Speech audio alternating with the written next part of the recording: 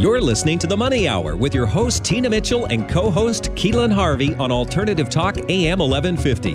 Now, back to the show with local mortgage experts, Tina Mitchell and Keelan Harvey. You are listening to The Money Hour on 1150 AM KKNW, the Friday, May 29th virtual show. Again, because of COVID-19, we have temporarily gone virtually, but you can listen to us on podcast and, of course, still catch us on air on Saturday at 3 p.m. with a rebroadcast on Sunday at 8 a.m. I am your host, Tina Mitchell, and we are here to help you build a strong financial. I was actually waiting for Keelan to chime in, and I'm your co-host, Keelan Harvey. Quick pause there. That's why, but he's not here, as you can see if you're watching us on our Facebook Live. Anyways, we are here to help you build a strong financial blueprint 1 week and one show at a time. If you are hearing our show at a different time of day, you are listening to our broadcast. I'm here today to be able to connect you with the guests that we have on the show. You can call the show at 1-855-400-1150, or you can go online to themoneyhour.com. And in studio right now, we have Sheri Putzke of Windermere Real Estate, buying and selling safely during COVID-19, right here at 1150 AM KKNW. Sheri, again, thank you so much for coming in. I've had an opportunity to interview you on the show before, and it's always a pleasure having you here. So thank you very much. Thank you for having me back. Always a pleasure to be here. And a little bit about Sheri. Sheri is, I'm bringing up my bio that I should have already had open here. Sheri is ranked one of the top realtors in the greater Kirkland area. Although over 60% of her business is in her hometown of Kirkland, she gladly serves clients throughout the Puget Sound area. Sheri is a lifetime resident of East Side of 13 years, expertise in both new construction and residential resale. Her clients enjoy Sheri's personal touch and appreciate the professionalism, commitment, and heartfelt care that she exhibits in every interaction. Sheri's success is based on her clients' repeat business and referrals, and she greatly values the friendships that continue well after the keys exchange hands. If you're ready to love where you live, you can always give Sheri a call. All right, Sheri, so first question I wanted to ask you today is, what are some of the biggest changes that you've seen? I know in our panel conversation, we talked a little bit about this, but what else are you seeing in your space that's changing? Yeah. So first and foremost, we're not able to do open houses right now. And so that impacts both buyers and sellers, sellers in terms of showcasing properties, and buyers in terms of access to those properties. Every showing needs to be by appointment. And there's a maximum, as I mentioned previously, of 2 people in the home at a time currently, and that includes the agent. That's likely to be lifting somewhat as we move forward here in phase 2. We're going to be able to have a total of 3 people in the home, which will be helpful for couples that are pursuing properties. So that's been a big change, and likely the biggest change. So Sheri, when your buyers are asking you, your opinion in, is it safe to get out there? And like I shared in Money Chat, I mean, our business we have so many purchase contracts that are coming in, every single one of them. You've got to be kidding me. Someone else just bought a home. It's just, he's mind-blinded him that people are out there looking at homes and making offers. So what are you telling your clients when they ask, and, is it safe to get out there? Yeah, safe. It's definitely safe, but everybody has their own comfort levels, and I really respect that. I think people that are active in the market are mindful of what needs to be done. We, as agents, wear masks. It's optional for our clients when we tour homes, whether or not they want to do that.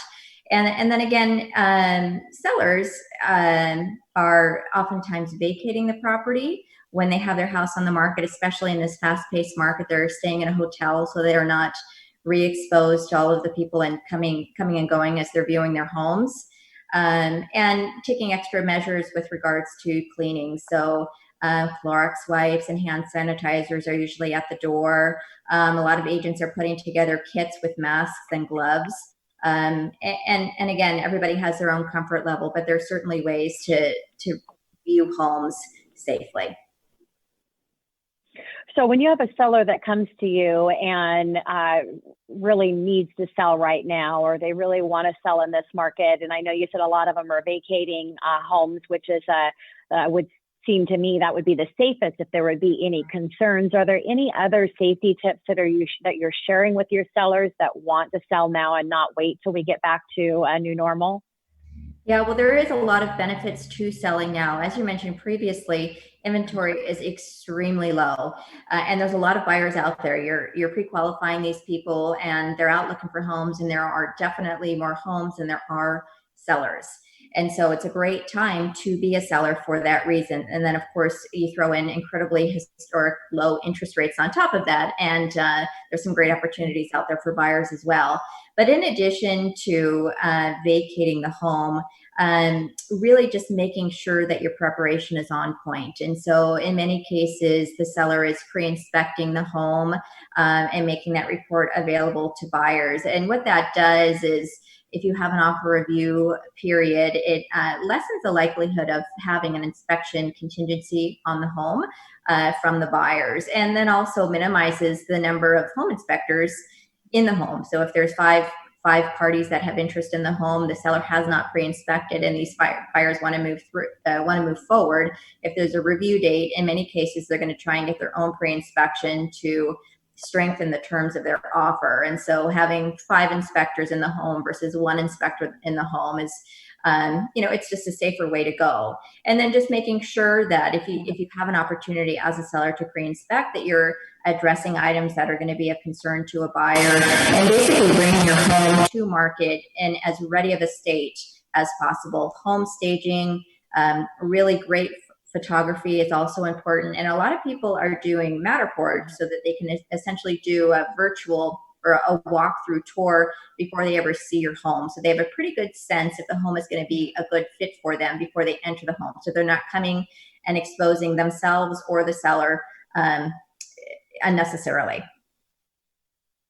Yeah, so it'll be interesting in a new norm. Are we going to get back ever to looky-loo where you've got an open house and have 20 people just slamming through the home at one time? It'll be interesting again what that new norm's going to look like. And that is a great advice, Sheri, on the pre-inspection. I've had a couple. I'm surprised that it's actually not more common, and maybe you're seeing it, but obviously my call to action for buyers that want to get into hopefully be a buyer is to get their mortgage pre-approved. You want to have that solid approval, but what I'm seeing that there are actually sellers, which is a great idea, are requiring a pre-approval letter before they can even look at the home, whereas that really hasn't been a common, unless it's been high-end properties will do that, but on a $500,000, $700,000 home, I've never seen that before. So they're having that extra layer before you even make an offer. Are you seeing that more common as well? Yes, I mean, it's not prevalent, but it certainly is out there. Yeah. In addition to their required pre-qualification, they're asking qualifying questions. They're asking health and safety questions about exposure. Obviously, asking people not to view the home if they're unwell. It's a different time, and I always hesitate to use the term new norm. I do hope that this is a temporary norm. I felt an evolution during this process in the couple of months that we've been in the stay-at-home order.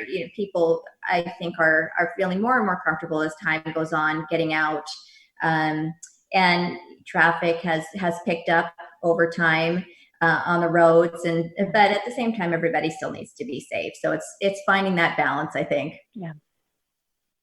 It's so true. What I hope a new norm comes from it is people just they're looking at life differently. They're thinking of being a little more cautious where cautious is needed in some areas. But yes, I hope that we don't get an extreme new norm of some of the things that we've already chatted about today. So, Sheri, what about other options that are available for touring homes? Yeah, absolutely. Virtual tours are pretty common. We work with a lot of relocation buyers, so it's not a new concept in the fact that we are viewing the home on FaceTime at our buyer's behalf. And so they're seeing it virtually. I'm being guided by them, essentially. If they want to take a closer look at something, I'm able to do that. And it's just me in the home. Everything is by appointment. But that's a great way to see the home more thoroughly than just the photos on the MLS, and offering that remote opportunity, even if they are in the same city and maybe just are not comfortable leaving their home, or if they're not in the same city, it's also an opportunity to quote unquote view the home. Yeah, so true. So Sheri, what about your, not your immediate team, but external team, meaning all of the players that you need to make everything go well for your buyers and your sellers, you know, like inspectors, and are all of those considered essential right now? At this point, yes. And initially that wasn't the case. And so, for example, there wasn't, our sign company wasn't working, stagers weren't able to work. And so there was a period of time that there was a lot of uncertainty in terms of closing, in terms of moving, people that needed to be out of houses, people that needed to get into houses. But at this point, really all of our team is considered essential. Everybody is taking new precautions in terms of how the stagers work. And even for the inspector, the buyers aren't able to be with the inspector, whereas previously they could be. But there's tools to mitigate that, just like we're doing now. You know, FaceTiming with the home inspector. They take lots of videos. Their report is comprehensive. So fortunately, yes, we are able to do our job comprehensively, just with a couple of tweaks. Yeah, you know, on that note, with the home inspectors, you know, the standard was typically that the buyer would always be there through the home inspection, and maybe sometimes the agent or an agent's assistant or something. Is the home inspector in the home by himself now, or is the buyer still tagging along through that process? No buyers in the home, so the buyer's agent and the home inspector would be the only ones in the home. Okay. Mm-hmm. Yeah, alrighty. So advice for buyers right now, do you think it's a good time for buyers to be out there? I think there is great opportunity in this market, especially buyers that maybe were in the spring marketplace last year and weren't successful. It was very competitive, obviously. You know, rechecking in with their mortgage loan officer, I think they might be pleasantly surprised in terms of what they qualify for now versus what maybe they qualified for then, primarily because of the rate. And so increased buying power. So even though inventory is a little bit more limited, there's great opportunity out there. And, you know, at the same time, even though there is demand, there are fewer buyers in the marketplace than typically. And so they might have an upper hand in that regard as well. Yeah, so true. I don't know, I feel like a $50,000, $70,000 buying potential or a buying power increase. That's what Sheri's talking about with the low interest rates. Sheri, we've got less than a minute here, but I really want to hear what you have to say of what you see coming up maybe in the next 6 months when it comes to real estate. Yeah, I mean, in speaking with our chief economist, we've got a great outlook. We are very, very fortunate to live where we live and work where we work. A lot of it is tech. A lot of those jobs have been preserved. And a lot of those people are savvy enough to see the opportunity in the marketplace and seek to get into homes. And so I'm a strong believer. We're seeing it with week over week increases in the number of pending sales. And I feel really good about it. I think it's a great time to buy and sell. Thank you so much for being on the show again. It's always great to have a conversation with you and appreciate your expertise. Thank you, Tina. Coming up next on the Money Hour, successfully pivoting your business during challenging times. Claire Jones of Clarification Coaching right here on 1150 AM KKNW.